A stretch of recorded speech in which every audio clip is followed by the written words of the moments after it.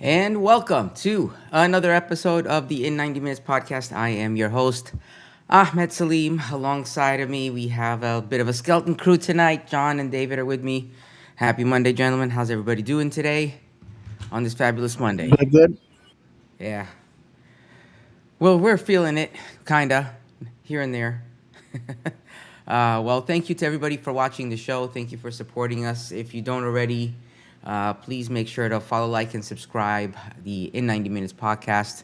We are on pretty much all major social media platforms, and we are on Apple Podcast and Spotify, or wherever you consume your audio podcast. So if you listen to us after the fact, please make sure to follow, like, and subscribe.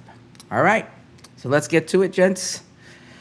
Where do we start, gentlemen? Actually, you know what? I know where I want to start. Uh, I don't want to jump too fast into the team, but I was looking this up. We are 10 games into the season. Um, March 3rd, we had a poll. We asked everybody, how many wins do you think Orlando City will have in our first 10 matches of the season? I'm pretty sure of the guys, I was the only one that said we would have 2 wins. And I wish I could have bet on that because the odds would have probably been ridiculous. Um, but as of today, we are 10 matches in. We have 2 wins. I don't even know the rest of the stats because it doesn't really matter. Right? Everything else feels like a loss. But yeah, so there's that. What do you gents think about that before we actually get into the podcast for today? What do you think about that prediction? How do you feel about it? I know one was the likely one. Honestly, at the end of Saturday, I thought we were gonna have three, and I thought my prediction was gonna be blown out of the water. So, Yeah, for sure. Um, this is not mine. This is from a gentleman named Raymond Rivera on Facebook that put some numbers that are very interesting. Uh, in 2015, at this point of the season, we had 9 points. We did not make playoffs. 2016, 11 points. We did not make playoffs. 2017, 19 points. We did not make playoffs. 2018, 19 points. We did not make playoffs. Um, 2020, 16 points. We made playoffs. 2021, 21 points. We made playoffs. 2022, 17 points. We made playoffs. 2023, 14 points. We made playoffs. 2024, this is diabolical. 9 points, and we made the conference finals. 2016, we made the wild card game, and right now we sit at 7 points. That's 2 wins and a tie. Rest are losses. Arguably the worst start for Orlando City. But believe it or not, we can still make playoffs. And if all the promises that we have been told that Antoine Griezmann and all the heavy hitters or the shuffling that is expected in the summer, then perhaps we may be very happy. Now, not to get ahead of ourselves, Wednesday is critical for the team right now because it opens a secondary quest where we can actually contend for a trophy. Playoffs right now is not a for sure thing. I have said it before that I felt that we are on a race to the playing game at best. We're too consistent at the moment, but I felt that this week showed that we can play. Unfortunately, tactically, we have some issues that we need to sort out, and that is on the burden of not having a permanent manager. Yeah, I mean the playoffs are definitely still 100% in play. Um, I know we'll get into the matches later, but one of the matches was proof of what this team can be, and the other match was proof of basically what Luke's been saying is we need to get anybody that's played or was a part of Poppy's staff out of the club. I mean, right now you look at the standings. We're not that far out of it. At least making the play-in game. Um, So, I mean, I've always said if we can get to 10 points by the break, which is now less than a month away, that, we'll be, if we're able to make the moves that they're saying they want to make, then, we would, we'll be right there. I mean, because right now we're only 5 points out of a tie on points for seventh. Obviously, goal differential is another whole other topic, but we're still kind of right there. We've at least shown some life, and we honestly really should have won that match Saturday, especially how we came out and played. But we'll save that for later. All right. So before we get to the first team, what other news do we have? I think OCB played recently. They sure did. They had down. Yeah, and they had somewhat of a comeback, right? I didn't get to watch it. I believe they were down 2-0. They came back, tied it. Case. Correct. We got the 2 points for not to be over redundant. Those that don't know, games are tied in MLS Next. They go to a hockey style shootout, and you earn an extra point. I think a fantastic performance. Standout for me is Ignacio Nacho de Macho Gomez. And we're going to talk about this young man because his performance on Wednesday left people begging for more. I'm amazed that nobody had that Dave Chappelle meme of the crackhead saying, do you have some more of them Gomez? Because it was impressive. OCB keeps the machine going. We don't have to say anything else other than we have a lot of talent at OCB. The boys are doing what they're supposed to be doing. I see playoffs in the horizon for OCB. And while some people may say, "Oh, well, it's just a tie," you're coming from behind away, and that's when you know the quality of a football team. When adversity is like, it's against you. How do you react? Do you come back and win it all, or do you get on the fetal position and let things happen? So for me, great game for OCB. John, anything else? I didn't get to catch it. We were busy yesterday. Promised we would go to SeaWorld, but I would, followed along on my phone with X, following the updates. But I didn't get to see it at all. They do play Crown Legacy. Is the next match, home match, May 3rd, this Sunday already, at 7 p.m.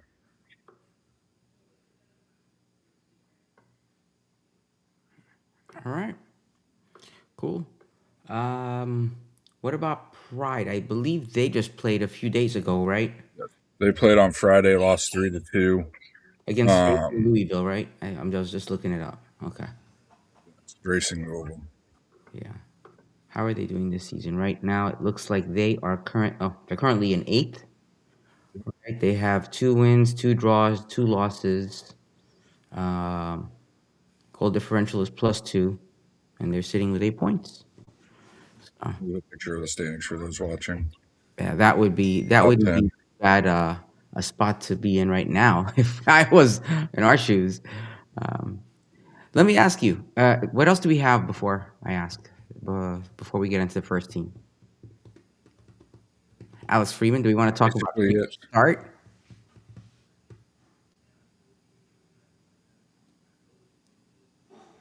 Yeah, I mean Freeman. We can talk about Freeman a little bit. I mean, yeah, he got his first start on Saturday. So didn't see it because I just saw the social media clips. Some really nice clips.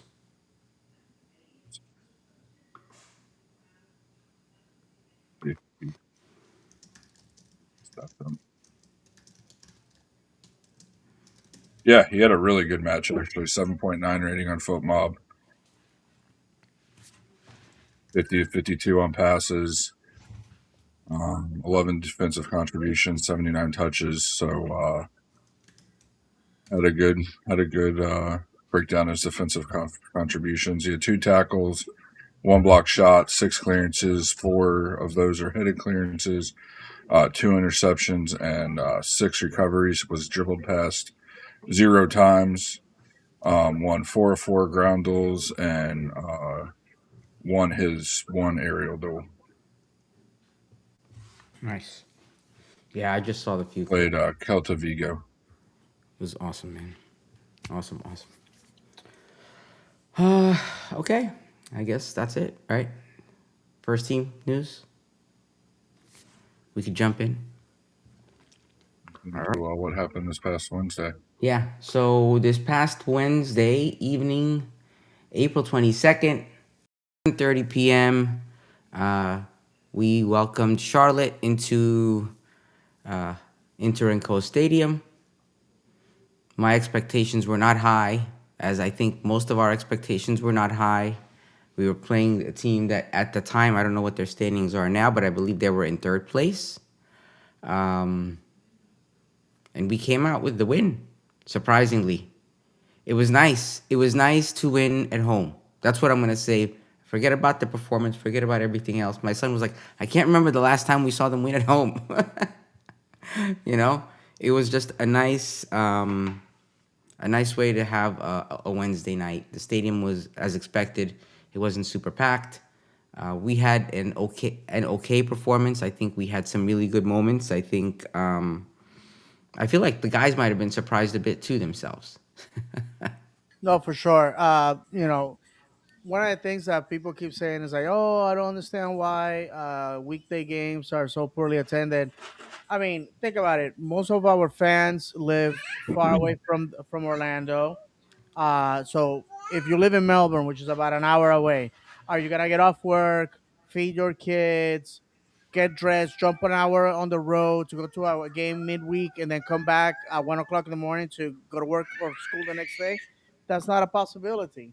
Absolutely. Games are poorly attended for Stevenage, for Maccabi Haifa. Listen, weekday games are what they are. Okay, it's an opportunity for some folks that work weekends. Okay, and also to speed up the games for the season. It's what it is. If you can, before we had Ivy, I had the flexibility of going to weekday games.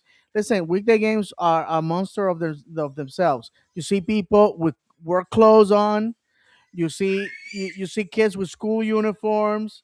Absolutely. You see kids doing homework. You see people attending like online classes. It's insane. It's really, it's just a weird atmosphere. Kudos to the team to get that many people on a Wednesday. $4.07 beers, I was told. So if you are, this was the game for you. If you like drinking beer at the stadium. That said, pleasant surprise. Out of the two games, I'm like, we're gonna lose Charlotte. We got a chance with DC. Complete opposites. What we say all the time: football is cruel and unpredictable, right? Is football's not played on is played on grass, not on paper. About the performance, we needed done. The pictures told the story. The players needed to know that they could win at home and also that they could win games.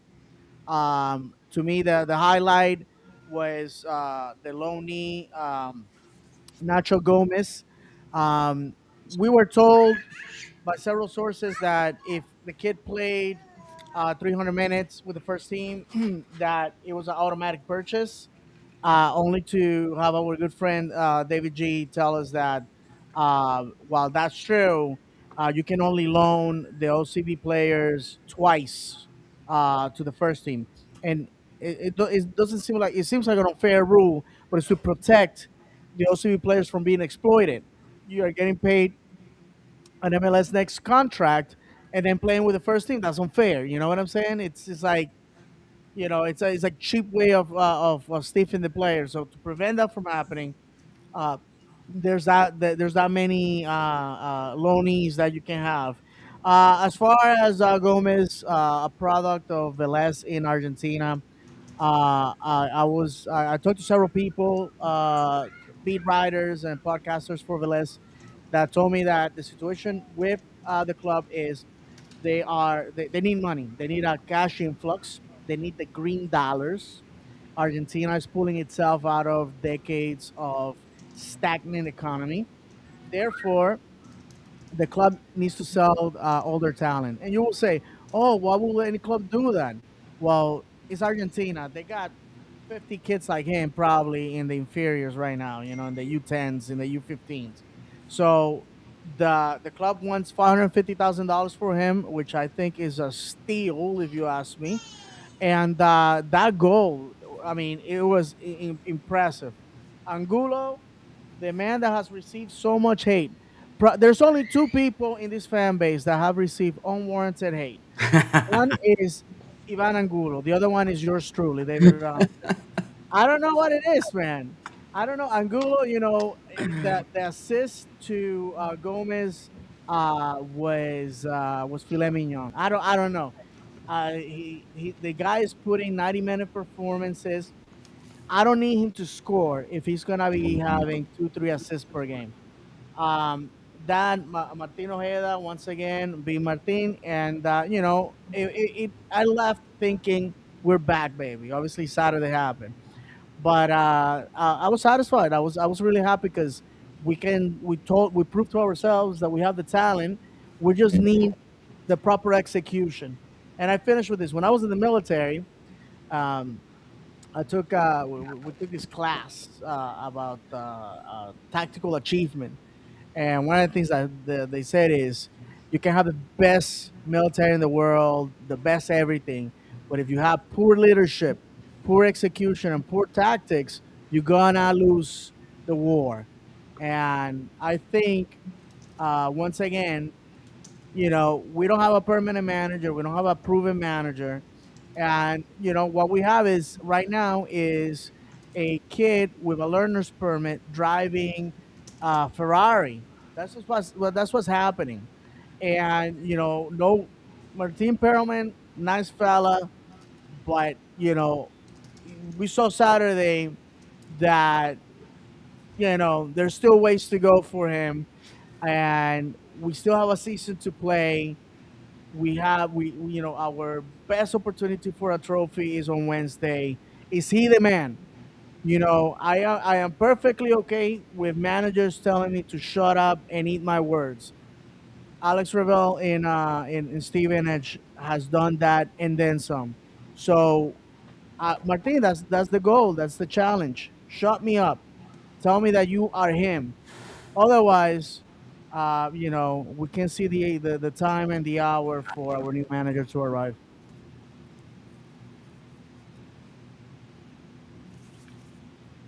Oh, I thought. Go ahead, John.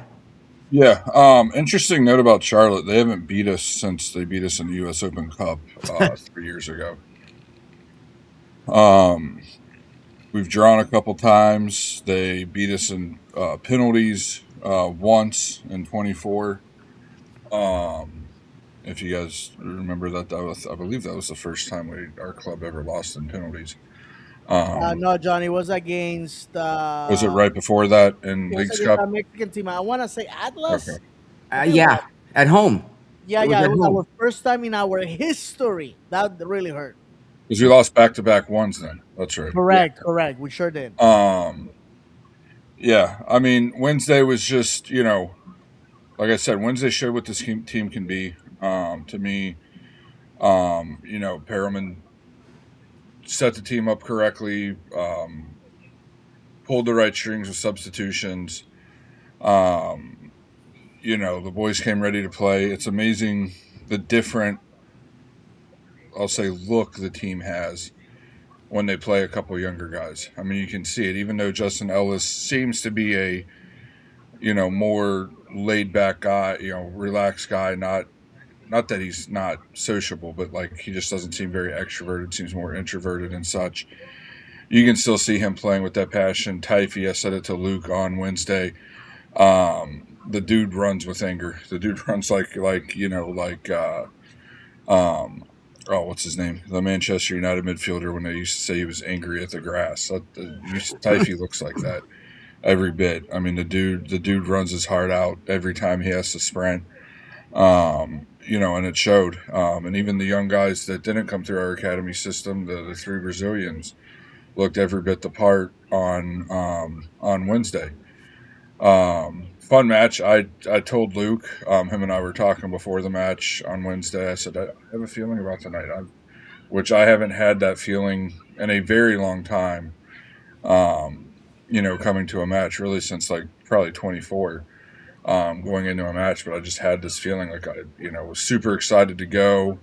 Luckily, I was able to find a ticket. Um, Luke gave me a ticket, had an extra ticket. Misael was kind enough to pick me up. He lives close by.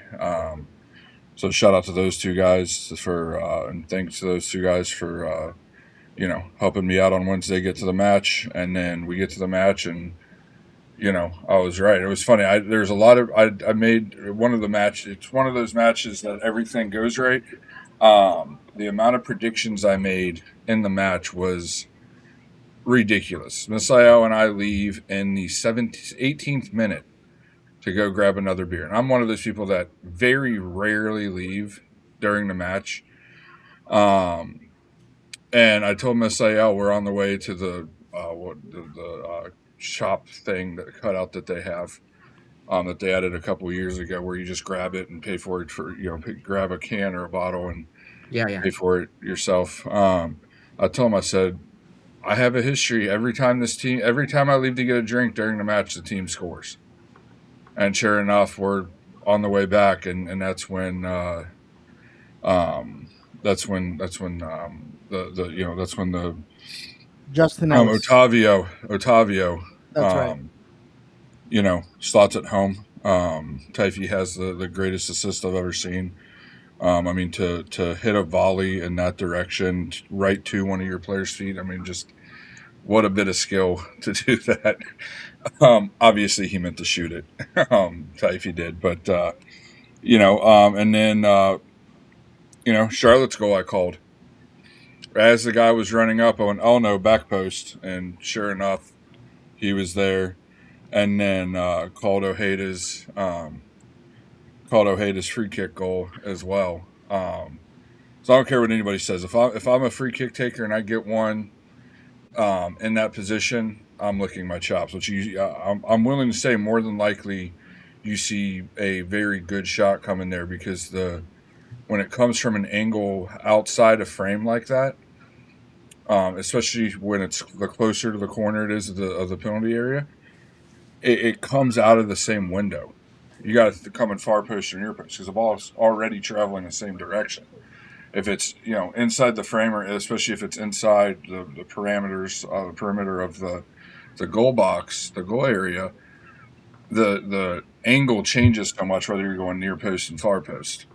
And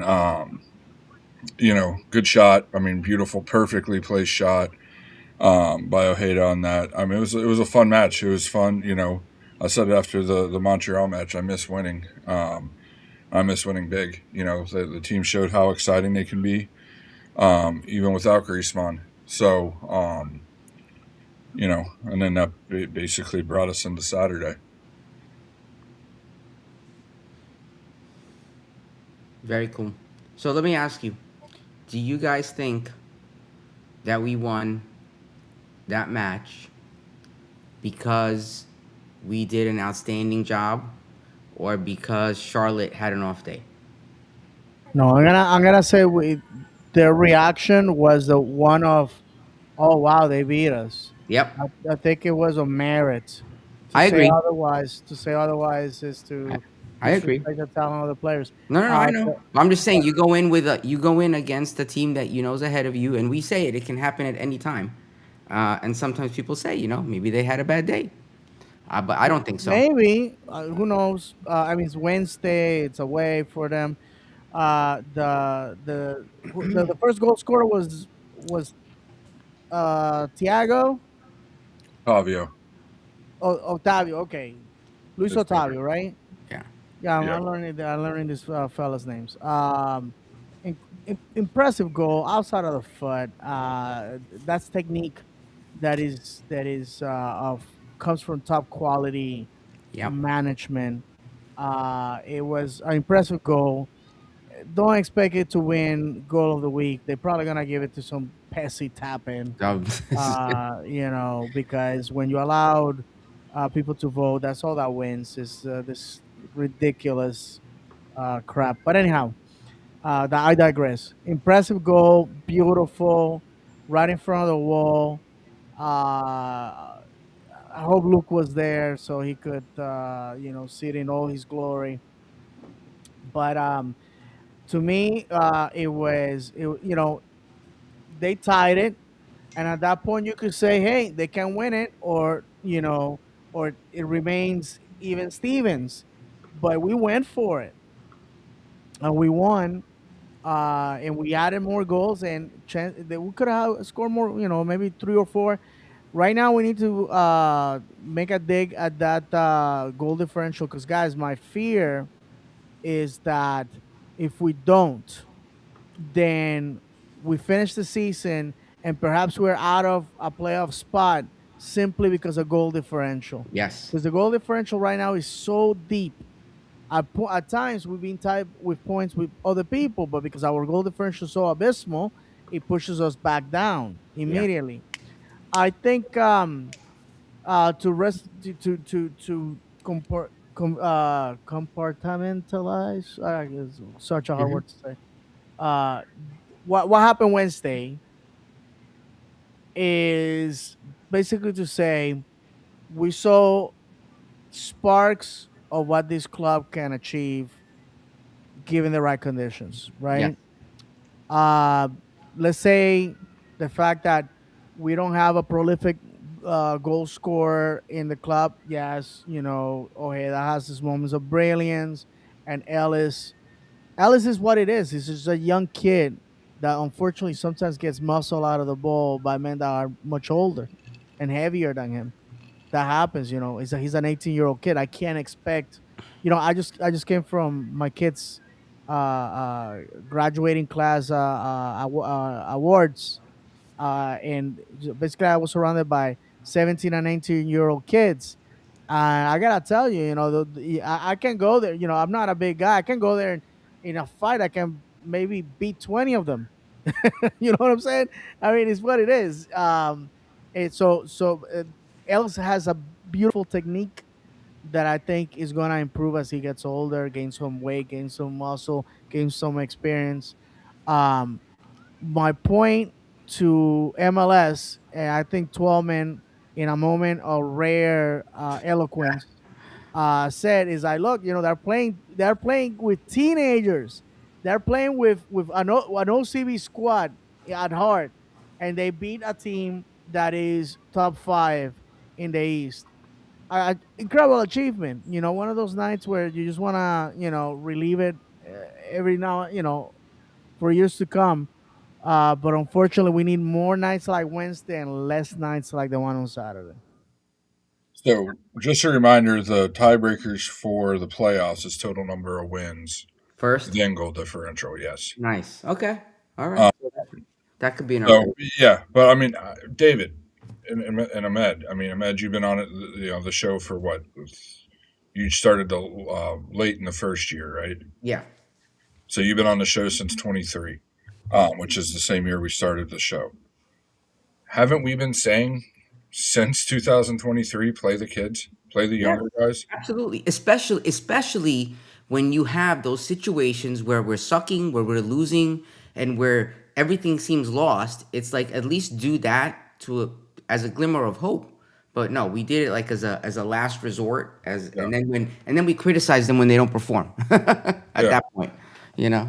I mean, we never did, but yeah, Yeah, I'm saying the fans in general, yeah. I mean, it shows. I mean, it even showed on, and I know we're not talking about Saturday yet, but it even showed on Saturday. You could see the difference when we took the kids off the pitch in the intensity. Mm-hmm. You could feel it. You could feel it watching the game, on the TV. You could feel it in the stadium when we took the kids off, we lost a little bit on Saturday or on Wednesday. Now we replaced kids with other kids, which helped on Wednesday. But the thing about Ellis, I've always said his skill with the ball on his foot, he's like a attacking midfielder playing forward. I mean, we saw it Wednesday, we saw it Saturday. He's making grown professional athletes look like fools at times. Mm-hmm. I mean, he showed it in the assist he had to Ojeda on Wednesday. That was pure skill. I mean, we don't have it. We've never had a striker that's been able to do what Ellis does already, and he's 18. He's a senior in high school, I believe. Yes, I believe he's graduating this year. Yeah, And graduating here in a couple weeks. yeah, Ellis, Orange County, last day of school is May 27th, so it's around the corner. Yeah, I think Ellis will thrive in a two striker system. Again, I think that when you look at the players that we have, you sort of can peek into the vision that Ricardo Moreira has for what Orlando City is going to look like after the summer.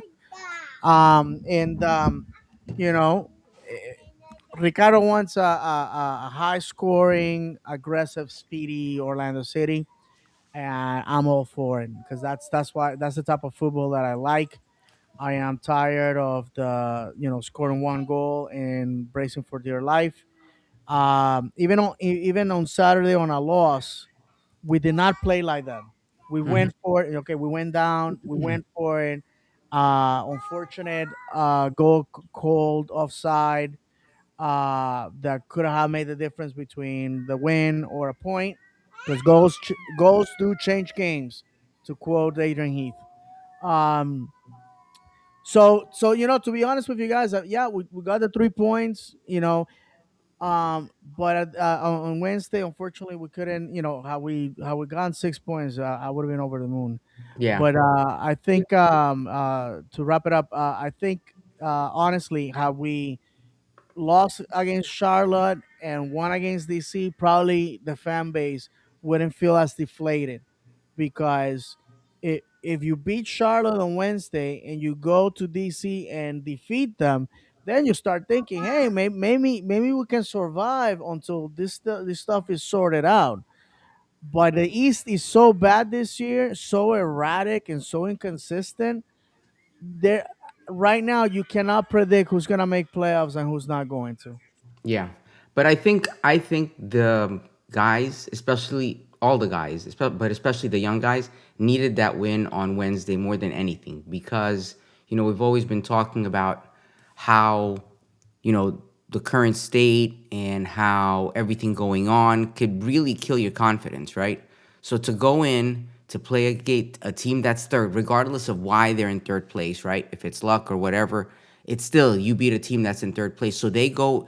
For me, it like got them to that point that they needed, but they also had amazing performances on that match. So I think that was something that they needed, and luckily it happened when it did because I think it was like on a downward spiral for a minute.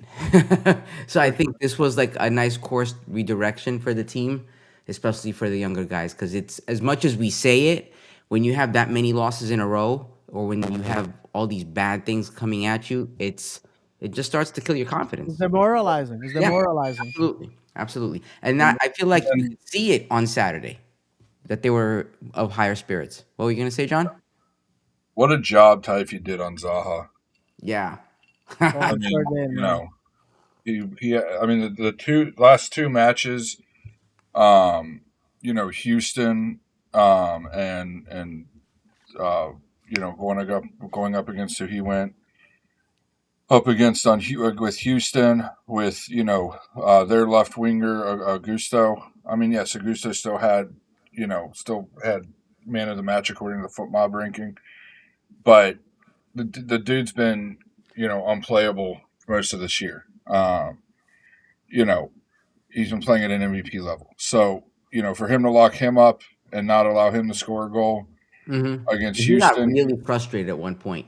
Between Yeah, him and Iago, they had him just all kinds of pissed off yeah. Wednesday. And then Zaha was, by the end of the match, by midway through the second half, Zaha was up to his, regular crybaby status, asking the ref for every little touch. Mm-hmm.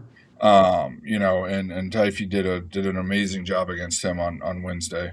Yeah, I give him a lot of I have a credit. question after when we talk about the match on Saturday. I have a question for you too. Okay. We'll get there. Okay. Well, I think we're at that point. I think we're at that point. That's it. We do have a handful of comments. Yeah, let's bring them up. I'll read them if you want to shoot them up. Yeah. All right. So, Pause Putt, thank you for watching. Happy Wednesday and crappy Monday. It's his first Yes, one. I'm indeed. sorry. And it says, "Good evening. Is Luke off doing his hair?" I don't know. Not sure. And then Adam, your dog trainer, says, "Hey, Hey, pause. I only can pick on Luke." I told Adam, your dog trainer, says, "I totally agree with Luke. Fresh eyes will definitely create a good restart. That and kicking to the wall in the second half." He needed a solid performance for the USMNT. I'm guessing he's talking about Freeman. Yes. Absolutely. Yeah, that was a great performance. Then he goes on to say, side note, Orlando Magic up by 2 at halftime. Beautiful. Maybe it's a trend across the board. And then John loved the graphic for the next game clock. Yes, great job, John. And kids look great on Wednesday and feed into Saturday's game. Thank you to all of you who are watching, who are commenting on all the different platforms. Let me just bring up Instagram here. So, with that said, after the high on Wednesday night, the boys got onto a plane and headed up to DC against DC United. And I don't know how I felt about the match. It was like I felt like I was watching Poppy Ball from like last season, because we were up and then down, and then up and then down. And I'm saying that in the nicest way possible. I'm not saying it like, oh, we're back. But if I wasn't looking at who was on the field and just how everything was transpiring, this was the same team, which gives a lot of credit to the fact that more than half the team was OCB players. But it also plays to the point that we've been talking about with Perlman being in charge, is that we're playing the same way, right? So there's both sides of it. Yeah. That's what I'll say. It was a very stressful match to watch. At one point, I did believe we were going to win. But then again, we were playing the same way we historically have played, not to any surprise, and we know where that gets us on occasion. Plus, this is our bogey team. This match, I think if Spicer isn't offside on that, and whether he was or wasn't is irrelevant. He was called offside. As usual, the camera angles and the MLS, are terrible. Like, I don't understand why. That did not look like it was offside. Honestly, it did. It was so close, and they took such a split-second look at it too, on the TV. I don't understand how you don't look at that longer. Yes, the camera angle was terrible, and how the MLS continues to have terrible camera angles in these soccer-specific stadiums that have been built, I will never understand. I will never understand why you can't have a camera on the sideline that keeps track of the of the last man. Or you can't use AI like they do in all the other big leagues in the world. Yeah. Or especially the Champions League, UEFA Champions League. Like, you live in the richest and one of the most scientifically advanced countries, if not the most scientifically advanced country in the world, and you can't figure this out. It's something that we've talked about since they introduced VAR. Mm-hmm. The camera angles are terrible. You can never tell if it's truly offside or not. Well, let me ask you And something. There's talk about changing the offside rule, right? Do we know if that's yes, gonna come anytime soon to our league? I know they're trialing it in Europe. Yeah, And basically, what the change would be, what Ahmed's referring to, is your body has to be your whole completely body. clear of the last offender Yeah. in order to be outside, versus this, you're off by a toenail. You forgot to clip your toenails last night and you're outside because of that type of deal. So your body has to be completely clear of the last offender. Yeah. Um, That's gonna or eliminate so many calls that would be considered close right now. Yeah, Like we'll that would make happen. the game more high scoring, Yeah. fast, fun. Yeah. And for the well, purists it's kind out of like there, you're gonna try to you're then looking at, well, is the player wearing a baggy or tighter fitting jersey and pants?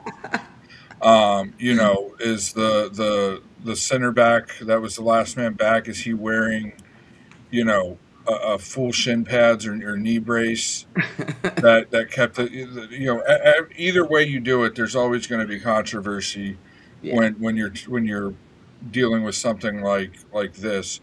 I personally think that it needs to be something like they have an indoor, which is as goofy as it may be. And this is one of the things that, I don't talk about much because people that are traditionalists, and I know Luke, if he heard this, would probably fall off of his chair.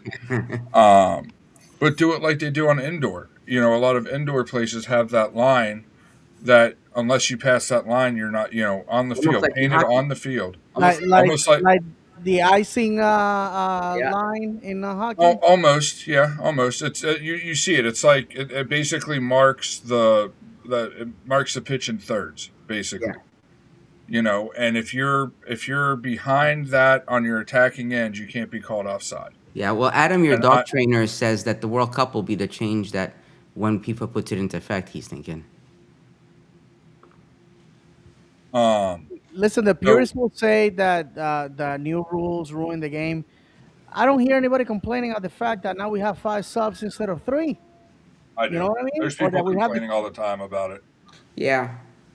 You know what? As long as it doesn't change, like there are things when they change the flow of the game or they slow the game down. Like a big one was VAR. Like I remember when people started talking about VAR, that was a huge thing, right? But things like this will actually help the game continue, right? And keep up the flow of the game because how many times do you have those offsides calls and we spend like what feels like hours looking for like a fraction of like somebody's elbow was ahead of the other person or something. It's like, I agree. One, the camera angles need to change. Plain Yeah. and simple. Either the camera angles need to change, or you need to use AI or a mathematics computer or something to figure this out with the MLS, because the way they're doing it now doesn't work. And I can't say because I didn't go back and watch the match from Saturday. First glance to me, all I said was that's very close, and then it's like 2 seconds later they were kicking off, and that brings me to another thing about Saturday. Not a reason we lost, but how terrible was that referee? Oh my gosh. That yellow card, that is one of the The softest first one. yellow The cards. first The one? first yellow card, Yes. one of the softest yellow cards I've ever seen. And then a couple minutes later, you have Angulo get taken out by a challenge that, if the guy's studs were up, should have been a red card. Yeah. He came in so late to the challenge, and he doesn't even get a talking to. Yep. And it's just the dude was like out there to prove a point Chris against Orlando. Penso, I was just gonna say, for me, a lot of times that's a sign for me, for somebody like that. It's like they're trying to make a point. They're trying to they look at it that that's their way to take control of the field at the pitch, and that's not the way to do it. They think that they're making their point, but they're really just influencing the game in a way. Terribly influencing the game. Yeah. Terribly. Yeah. Because you're sitting there and especially when it's a center back, you're sitting there 3 minutes, 4 minutes, whatever it was into the match, and now your center back has to play extremely cautiously as not to get sent off. Mm-hmm. And it wasn't, the dude was going nowhere. The dude was going to the corner, and Yeah. it's like, and then there was the foul later in the game. I believe it was against Ellis. Mm-hmm. He just gave the guy a yellow card. He didn't even look at it for Dogzo, because if the guy doesn't foul Ellis, Ellis is gone. Yep, and he's gonna score. Yeah, when he Listen, turned, right? When Ellis Yeah. Ellis turned on him. Yeah. Yeah. Chris Penso and his wife are hell bent on destroying football in this country. They're two of the worst referees in MLS, and we can talk to our blue in the face, but if you're that inconsistent, if you are that incompetent, you shouldn't be refereeing football games at the highest level of the land. And just to be Plain and clear, if you're simple. listening and you just happen to pop into the podcast now, we're not saying that we lost because of them, right? But it's a thing. It's a thing that we need to be aware of. Absolutely. I mean, it was absolutely one of the worst officiated games for Orlando City I've seen Yeah. in a very long time. With that said, I think we had a decent performance. The guys had a decent performance for the most part. Adam, your dog trainer, was saying something about could the travel have been an issue with the short week? I think so. I think so. When you consider that your team is made up of, a good majority of them are OCB players, they may not be at the level that they need to be, right? They're put. This is the opposite of everything we've been talking about. We've gone and said put OCB players in, give them a chance. Now you're relying on them more heavily than you ever have.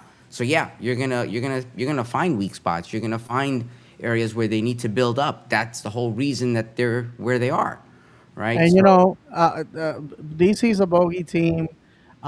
We have some inexplicable losses at DC. We have been winning 2-0 and then end up losing 3-2. We had that stupid Rooney goal that people bring out every 15 billion times a year. Every time I do the same thing, I want to scream my guts out at uh, uh, uh, uh, Johnson, Will Johnson. Anyhow, it's what it is, man. We lost a game. We have won. We have pulled it off just like they did to us. We had done that in the past, so we just lost. We just learn from the experience, move on. Um, it's frustrating because we were winning that game. Incredible goal by Spicer once again. Second week in a row, the man delivering quality, and unfortunately, it was for a lost cause. Now, that said, I feel that this is on Perelman. Tactically, he pulled the engine of the win. In Alice, in my opinion, my humble opinion, Taifi had an incredible game. And Incredible half. He was only on for 45 minutes, David. what's that? He was only on for 45 minutes. Yeah, for sure. But like his performance, I felt that was pretty good. It was a great performance for 45 minutes. I mean, No, for he was sure. electric in the attack, lockdown on defense. Yes, I understand. We have a game to play on Wednesday, and listen, if Perelman picked up the phone and called me right now, and I hope he does, and he tells me, David, the reason why we sacrificed Saturday was because Wednesday has more implications, bigger implications, blah blah blah blah blah. Then I can buy that because maybe they tried different things on Saturday. If we would have pulled it off, got the win, I wouldn't be complaining. But it's what it is. Because Wednesday is is the biggest game of this season so far. So the way I look at it, like Ahmed said, great performance in many aspects. To quote Jason Christ, there was many positives, but we lost, man. We lost the game. But I don't know, guys. That brings me to the question I had for you guys. I have my opinion on it. If you were Perelman, are you starting Taifi over Dorsey? Yes. Going forward, based on what we've seen from Dorsey so far, and based on what we've seen from Taifi the last 3-4 matches. They're two different players, and what one brings over the other. Taif is young, and he's gonna be prone to mistakes because of that youth.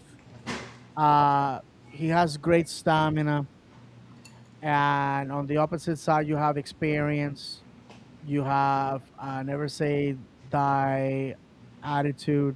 I think Taifi also he's one of us. He's a kid from the terraces, and that's the how I like to describe people like Thomas and um, uh,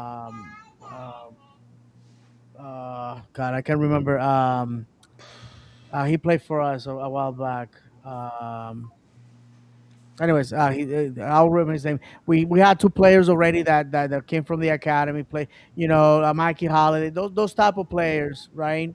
Loyola, kids that were from the terraces, whose parents were season ticket holders, and now they find themselves in the team.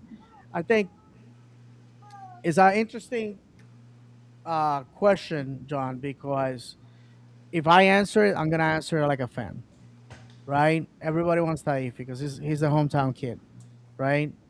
The Moroccan Maldini, the guy that a lot of people are saying is in the U.S. national team radar. But at the end of the day, this is about winning games. And Martin Perelman is desperate for a future with Orlando City, whatever that future looks like. And in order for him to make a case, he has to win games, plain and simple. So you gotta go with the strong hand. You gotta go with the for sure thing.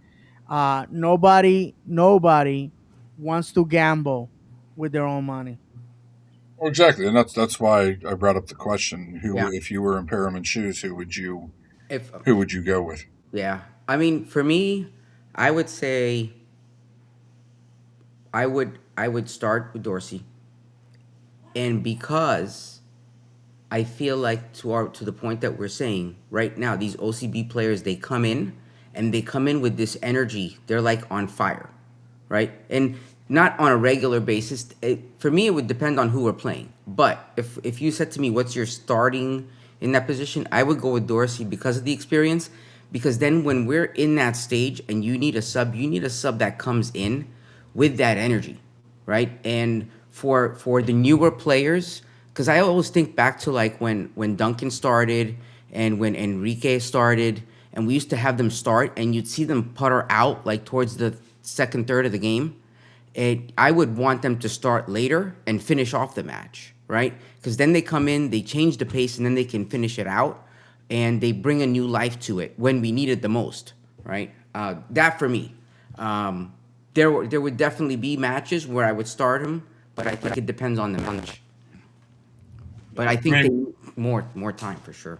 personally, for me, after watching Saturday, I know Dorsey was coming back off of an injury. I just haven't seen it from him. I Yeah, haven't no, seen. absolutely. I'm saying I this. haven't. Mhm. I haven't even. In my opinion, I haven't seen flashes. He's Correct. just okay defensively. I'd say average, just below average on defense. Yeah. In the attack, I haven't seen the quality that we need on the attack, especially if he's playing as a wingback or a midfielder. If we're playing with the three center backs, that wingback has to have attacking ability, which I haven't seen from Dorsey at all. And my personal feeling, and this is without looking at any stats. I'm sure Yeah. David G, if he's watching, will correct me.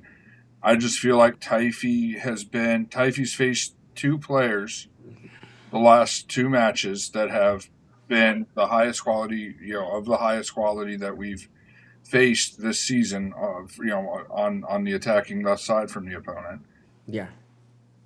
and Taifi's handled them, Well, he's had the better especially matches for sure. Yeah. yeah, and we'll say 3 matches. I mean, DC United on their left, you have a midfielder from Brazil who has 3 assists this season. Mm-hmm. You know, big whoop. type of deal. And the other thing is that goal on Saturday, the winning goal, I believe, the one that came off the corner. Mm-hmm. If Dorsey sticks with his man correctly, It like doesn't he's happen. supposed to, doesn't happen. Yeah. You know, Spicer tried to do the right thing, skim it up over the top, just deflect it off the opponent's head and right into the middle. Dorsey left his man. I believe that's at least the second, if not the third goal we've given up this year, because Dorsey's lost his man in a set piece. Yeah, you're not wrong. You know, I mean, to me, the upside, like, is Dorsey the safe bet? You know what you're going to get? Yes. But to me, the ceiling with Taifi is so much higher. Yeah. And especially in a 5-back or a 3-back, whichever one they're playing, it's hard to tell sometimes, especially Saturday with as defensive as we looked at times. But when you're playing with 3 center backs, the outside midfielders or wing backs, whichever one they're playing as, has to have some offensive skill, and I just haven't seen it. Yes, does Dorsey have an assist or two this year? Of course he does. I'm sorry, he has 1 assist this year. You know. Yeah. Whereas No, Taifi. I would argue that Taifi's probably had the better season, and also, I mean, because let's be honest, Dorsey's spent some time injured too. Yeah. You know, and that's a big part of the younger kid, the younger talent. The younger talent can go through the ringer a bit more. You know, you see the declines in different ways. They're not injured. Maybe they don't perform as high, but that's the trade-off. You know.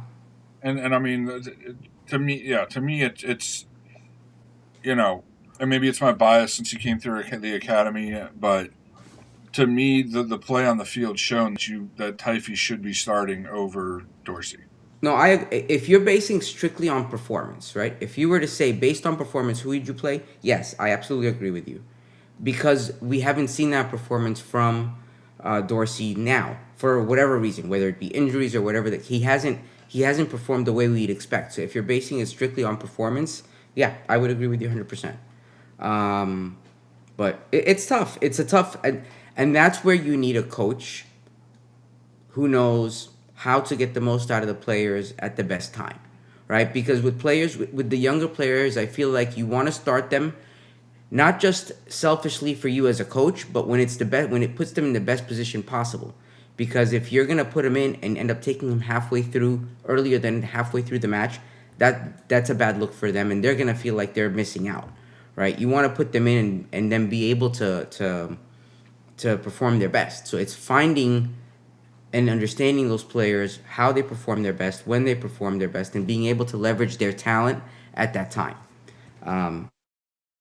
So I mean, we need a coach. We need a coach. Yeah. And you could argue Perlman knows all the OCB players, right? Like that could be the argument you make, but we're not playing in that same level. Exactly, and he's not coaching against the same level. Yeah. I mean, his substitutes on outside of Spicer, because Thiago wasn't having a good day, and two of his 4 subs were, in my opinion, I feel like Dorsey came on because they're trying to save Taifi for Wednesday. That's kind of the you know what I'm trying to say as far as Dorsey not being a bad sub, but yeah, why you bring in a Cartagena when we're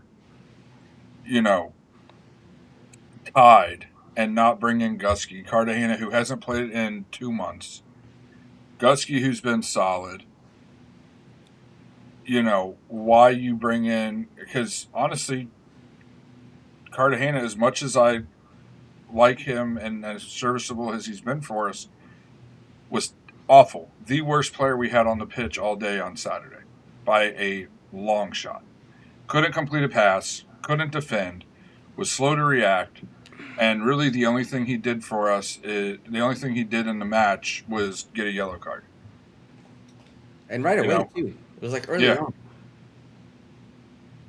So, I mean, the dude, he didn't look like himself. Yeah. So I'm going to give him, it was his first match back. But why, when the match is on the line late like that, do you go with somebody that hasn't played in a couple months versus a guy who has been really good for you the entire season? But did you guys feel like we turned defensive at that very end? Like totally defensive. I feel we turned defensive when we scored the second goal. Okay. I felt even more so a little bit after that, like, Yeah, but I was just like, especially after they scored the second goal, I feel like we were playing for the draw. yeah, One it's like, hundred percent. why? Like, this is what I was saying about, like, why are we doing that? We scored two more. I mean, give me a Yeah. break. And I mean, kind of the proof and the proof of us playing defensive was the fact that we brought Tahir Reed Brown off or in and subbed Ellis off. That's what I'm We saying. subbed a defender for an attacker. And I feel like we just played very bunker and counter. You know, Yeah. um, after we scored that, after the basically 80th minute, and then we do that, and DC ends up putting two past us. With us playing defensively. Yeah. But it goes to show a sponge can, like I say all the time, a sponge can only retain so much water. Yep. You know, when you can't, because the league rules, spend like you do on attackers on your defense, and you're trying to play defensively. I mean, you could spend on attackers or on defenders like you do attackers, but it's like you getting the choice between the dollar, sponge that they have that comes in a pack of 12, or you have a chance of getting a what's the one called, the one with the smiley face, sponge with the smiley face. I know which one you're talking about. I just the one that has like Scrub those daddies, colors. or you have a chance or an opportunity to buy a scrub daddy. Which one are you going to go with? And right now we have, and this isn't a knock on the players. We have what we have, and we have as good as we can probably have at this point. But we have the dollar for a pack of 12 sponges versus, a bunch of scrub daddies back there, which sounds weird to say about male soccer players, but I digress. But we have you in this league, your spending is so limited that you can't. It showed with Nashville. Nashville was handicapped because they had Zimmerman on a DP contract. That spending a lot on defense typically doesn't work out well. And if we're going to play this defensive, which I know is against everything Ricardo, at least seemingly based on what he was raised around, would go against everything Ricardo wants this team to look like. Why do we continue to play defensively? Why are certain media personalities saying that Perelman's going to be the manager going forward when he hasn't shown in, what is this, his 7th match now, that we can go out and be attacking outside of one match? Yep. Make it make sense. Yeah. Guys, Wednesday, we're heading up north to Rhode Island to face New England in the Open Cup. I have been saying it for weeks. Open Cup is our lifeline. Is a tournament that this year, in my opinion, is so winnable because the heavy hitters of MLS, the teams that are actually having great seasons, are not gonna be there. And Orlando City, in my opinion, is one of the best teams set to play the smash and grab tournament because that's all it is. Each game is play to survive, move on.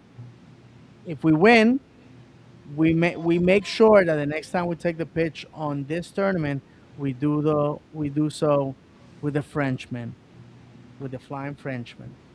Now, what needs to happen Wednesday for you guys, in your opinion? I personally, we just need to go score goals and win. I don't think Rhode Island. I don't think New England is up to the task. They have plenty of opportunities to win this tournament many times. Late eggs everywhere. I think the worst and the most dangerous thing is a wounded corner animal, and that's what we are right now.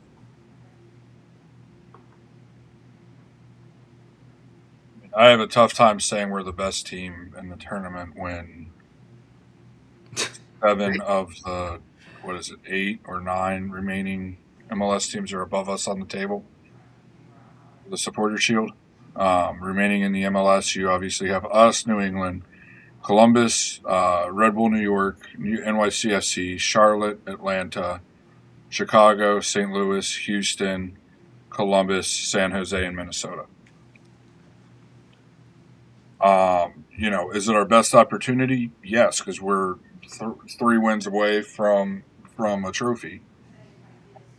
But and honestly, our path to the semifinals is, I would prefer it because we play New England, even though they are, um, even though they are currently 4th on the table. Um, they haven't had the greatest of seasons. They've given up 12 goals, scored 17. That's right about, mid table, mid level in the league, maybe a little bit better than mid level on the league as far as goals conceded, and goals for. They're right in the middle, right where you would expect them to be, being ranked 4th in the East. It's going to be a tough match. They come from playing Miami, Who they held which to a was a draw, by draw. the way. Yeah, I was just looking. Yes. Um, they played in Miami, so they're having to travel as well as we are. Um, it's going to be a tough match. Do I think we can beat them? Absolutely. Absolutely, I think we can beat them. They have 3 losses on the year.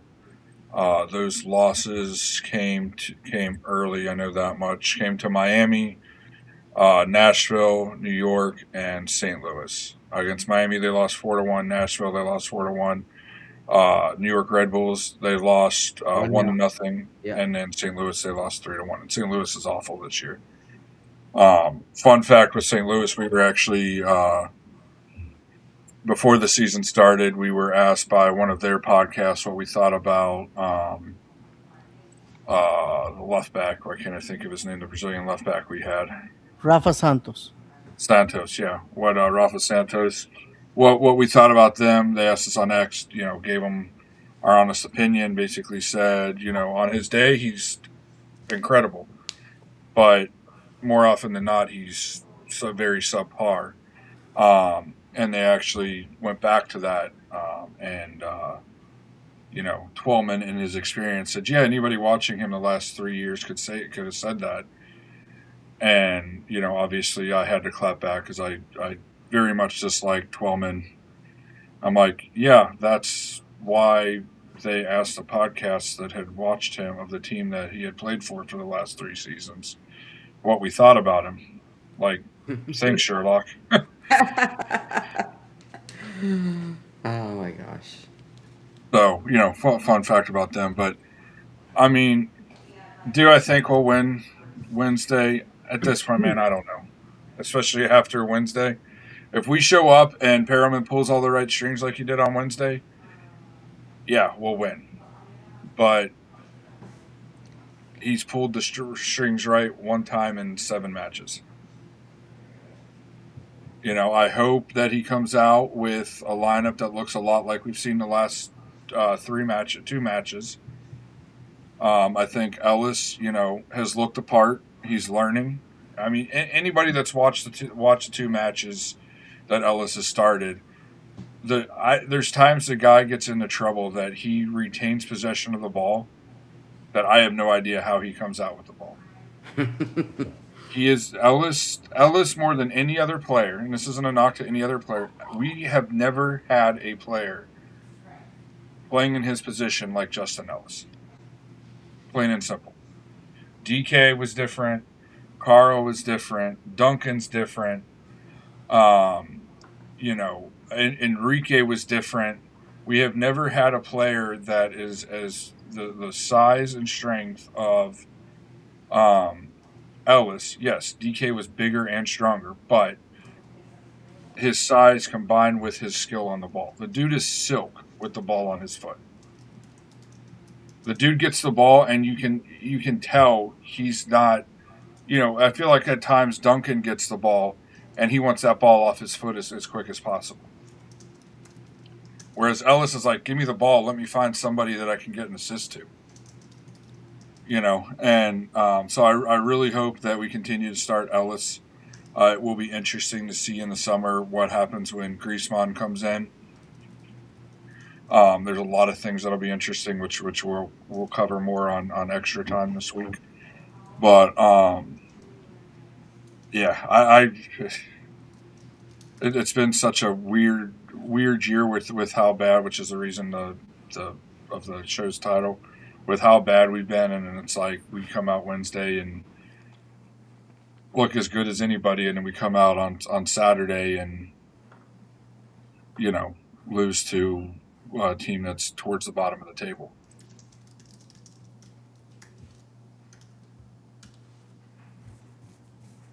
Personally, guys, all our efforts need to go on Wednesday. Miami, which is our next opponent on Saturday, is not playing any games. They're gonna be well rested. They're gonna be at home. They're gonna have the crowd on their side. I I don't care if we lose to Miami. Obviously, we need the points regardless. Derby to the side. We're on damage control. We just need to keep the ship afloat. Um, and all our efforts needs to be on Wednesday. They definitely need to be. Um, so I for I'll we lose to Miami, I'll just do what I need to do, which is to delete the X app, and let the third world bots go at it, and then come back at it on Monday. To me, right now, man, I'm so drained of energy, guys. I keep saying it. Open Cup has to be a win. Has to be a win. If we lose and then we go to Miami, we get clobbered. It's gonna be a long week. Yeah, it would suck to be the first one to give Miami a win at home because they have not won at home at that stadium yet. And I just don't want to take credit for that. Anyway. All right. On Anything the else? Saturday. Huh? We're moving on to Saturday. Yeah. Yeah. So going to be Yeah. a long match. Yep. So Saturday, May 2nd, we go down to New Stadium in just by the south of the Miami airport, if I'm not mistaken, or west of it's right by the airport. I don't know. And we take on our rivals to the south. Our last performance with them was actually, dare I say, not a terrible performance compared to the rest of our season went. We were up. We left with a loss, obviously, but we ended up at 4-2. Right? Wasn't that it? It was like the second match of the home season. Up 2 Yeah, it was nothing. 4-2. Went up 2-0 in the first half, and Yeah. then gave up four goals in the second half. Yeah. So hopefully we don't have a repeat of that away at their house. I would like a win. I'll take a draw. But more importantly, win on Wednesday. Win on Wednesday. This match is inconsequential. The Miami match is inconsequential as far as the season goes. I mean, relatively speaking, we still need points, but would I rather, I don't know. I don't know anymore. I'm getting I mean, tired. it'd be the most Orlando Getting City tired. thing to lose on Wednesday and then go to Miami and win, though. Oh yes, yes, Wouldn't it be? yeah, totally would be. And I was trying to I mean, get down there for that match, but I couldn't make it. yeah, you and David can downplay it. I want to beat Miami. I do too. Obviously, I want to No, win I do. Wednesday. I just, Oh, I know. I just If don't you want. have to You're pick, not getting your son, hopes up. if you have to pick your poison, my friend, because I mean, hey, listen, this team can surprise us. We can go beat the brakes out of I keep saying Rhode Island because that's where we're playing, but the New England, and then go pull it off in Miami. I mean, as bad as we were under Pareja, we were up 2-0 at the half. They are also with interim coach. Difference is obviously the team is so stacked. I don't think it matters. I think that team doesn't need a manager. It can go on cruise control and do whatever it needs to do. The manager's just a pawn of Messi anyway. So Yeah, yeah, it's just an that's. extension. I It's a mean, I veneer. don't know if you guys saw when Mascherano left, but basically he didn't want to bring in DePaul, and he didn't want them to bring in the forward they brought in, and they brought him in anyway. Yeah, because the one player is running the show. I mean, again, people celebrate. Listen, yes, they have the trophies, and you can argue how they got them or how they got into Club World Cup and all that jazz. Call me a hater. I don't care. All I know is that whatever my team has, it has earned it. And while they always try to downgrade our Open Cup win just because we played a USL team, which, by the way, earned their spot there. Okay, we didn't put them there. We didn't pay to have them there.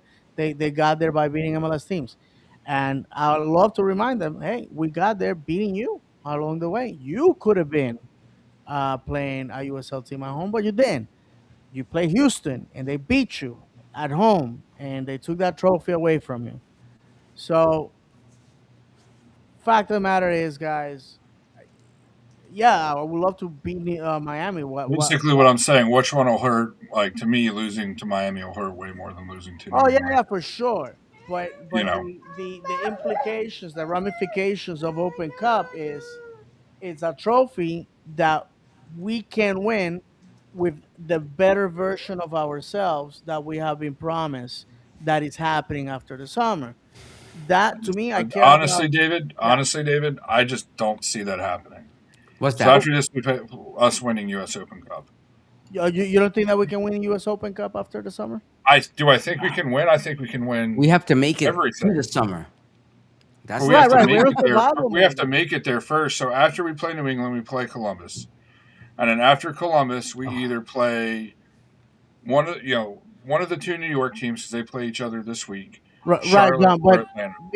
don't we play New England, and after that, there's a break for the tournament for World Cup? Correct me if I'm wrong. It just says to be determined. I haven't found when the eh, dates are yet. I mean, I get what you're saying, and the thing is, tournaments are a different beast altogether. Yeah, Tournaments are tournaments, and teams approach tournaments differently. You don't know the teams that we're going to be going up against because we base it off of the regular season. That it could be a different team that you're going up against, right? And that's why it's hard. In a perfect world, yes, we could, and we should, but we're not living in a perfect world right now. We are not. We are living in anything but that. So, I'm trying to find it, guys. When the next round of the U.S. Open Cup starts, everything just says to be determined. yeah. So the quarterfinals are May 19th to through the 20th, and then is the break. So we have to play before the break. We play Columbus, and I Well, believe you that don't will think be in Knoxville? Columbus. You don't think Knoxville can beat them? Can be who? If we're David, if we're Columbus is playing for playing Knoxville next. yes, if we're praying for that, we're not winning the cup. That's not the mindset that a team that's winning the cup has. Hey, you never know, Um, brother. Knoxville is there because they beat an MLS team. So They yeah, beat DC United in PKs. Wasn't no that? Wasn't kid, that? right? yeah, it was in penalties. Yeah, Yeah. I mean, I get what you're saying, but that's to John's point. That's not the mindset we want to go in on. But Man, the magic of the cup, brother. The I magic know, I of know, the cup. I know, I know. I'm just, I just want to I beat mean, my I Yankees. trust me, I want to win it just like I want to win everything. I'm just trying to be real about it. And yes, I mean, we won't have to play the other four teams, one of the New York teams, Charlotte or Atlanta, until mid-September, which is great for us. So, I mean, my mind will change if we get through New England and we get through Columbus. Obviously, we're in the semifinals then, but um, let's we're not the best team there this season. Coming into the season, I would have said that we are, but we haven't been playing like it. We're facing our road to it. We're facing teams that are above us on the table in the East or even in the period. Um, Atlanta, that could change depending on what happens on Saturday. If we win and they lose, we jump them. But Atlanta, the only team on here that's really been equally as bad as us, or close to as bad as us, is Atlanta. They have the same exact record as us, and have a -8 goal differential. Yeah. They just beat Toronto 2-1 in Toronto. Atlanta did. So I'm just trying to be real about it. And to me, like, yes, go. To me, they're I've said this every year. They're professional soccer players, whether they come from OCB or not.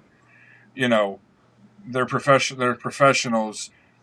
I understand fatigue happens, but you're asked for 3 weeks out of the year to you know play a high load of games because and even after Saturday they don't play until May 9th. So you're asked for 3 week exactly 3 weeks in a row to play 2 matches a week, and then generally you have a week off. If you can't do that as a professional, either A, there's something wrong with what you're doing, and or B, there's something wrong with what the team's doing. Last year's a little different. We had like 5 straight weeks of playing 3 matches or 2 matches a week. That's a little bit different. But you literally played a lower division team, then you played Charlotte, and now you're playing New England this week. And then after the Miami match on Saturday, you have a week off. Like, you should be ready to play every match out there because you don't play that many matches, you know. So I mean, yes, go for it Wednesday, but you should also be able to go for it on Saturday, especially with us getting slowly getting healthier by getting Dorsey back and getting Cartagena back. You know, I'm going to take this past Saturday, even though he was terrible, as an outlier because it was his first match back in 2 months. So to me, you should go for every match. I don't think it should be one where we go with the starting lineup we've been going with on Wednesday, and then Saturday play the OCB. Play a bunch of guys that are bench players. By the way, what's up with Duncan and Pasalic? Anybody know anything? They're injured. They're out. I know, I but like, I personally think we won't see Pasalic playing in an Orlando City jersey again. seriously? Personally, yes, yep. He's not even in the country. Well, no, I know that, and that's why I bring it up because somebody said that he was getting treatment outside, like overseas, and I'm like, holy crap! Right. He just listen. He just doesn't want to play for Orlando, fearing that he's gonna miss the World Cup. Good performance in the World Cup, even coming from the bench, will guarantee him bigger money, better club back in Europe. And personally, if that's what he wants, good. He will go for a nice fee. He will also leave an international spot open, and also some cash that we can reinvest. I want people that want to be here.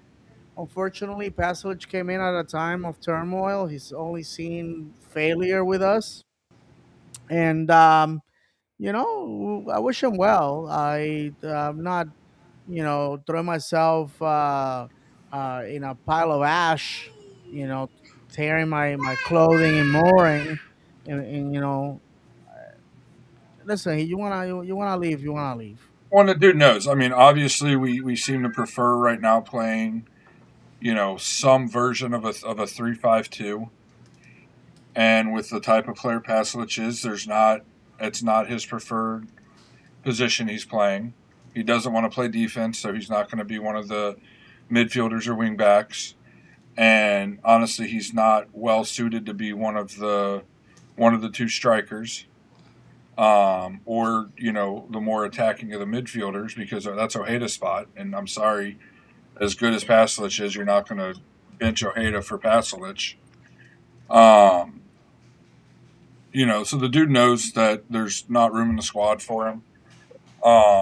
And then whatever happened over the summer last year where he fell out of graces, the team fell out of his graces, you know, you came here to advance your career. Did you advance it? Maybe a little bit, but, you're not,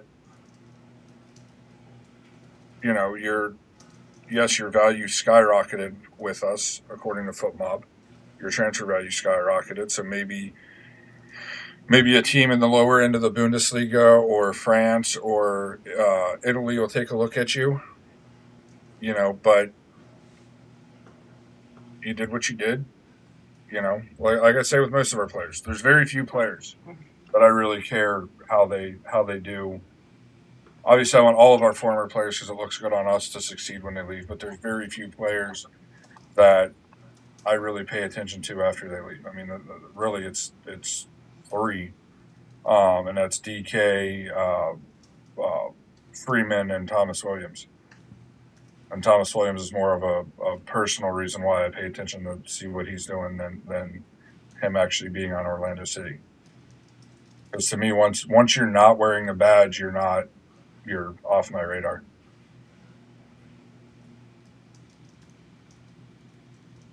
You're Well, going to do what Antonio Carlos did, which is very close to what Paslic is doing, and just quit on the club. You're even more off my radar.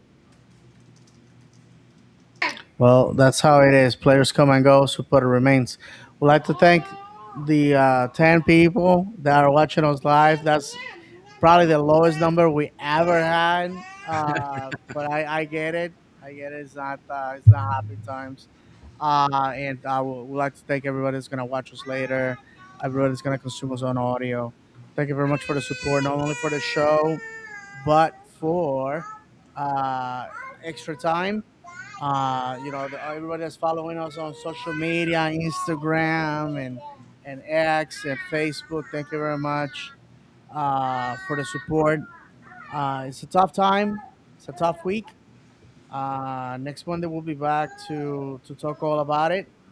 It's difficult. I'm gonna be honest with you. It's difficult to show up and not have like happy times and you know you know screaming and hollering and stuff like that. But it's club football, baby.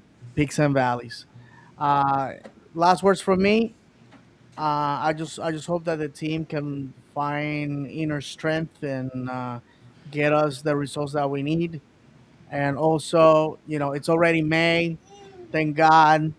By the end of the week is May basically, and that means that soon we'll be stopping, enjoying a great World Cup here at home, hopefully recharging, and then when the season retakes, hopefully with new players and hopefully a new manager, maybe we can shoot for the stars. Because quite honestly, right now it's dire. I'm not gonna lie to you guys, but thank you again for the support.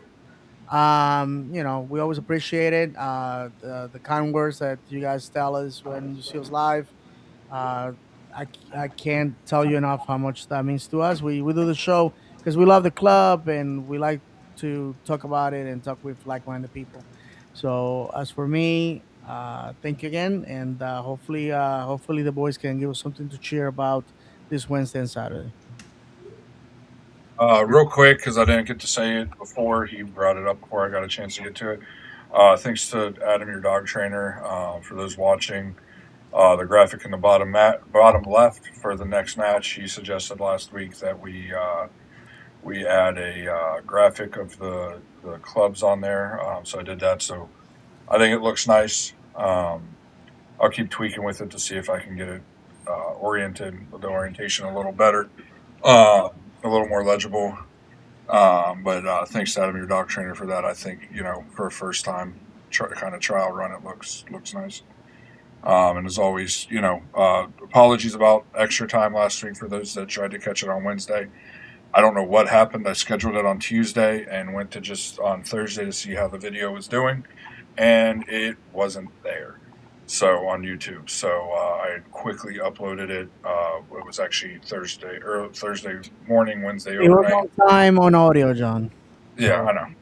Yeah. So for those that were trying to watch it, I do apologize. I don't know what happened. It was scheduled, and for some reason just didn't post.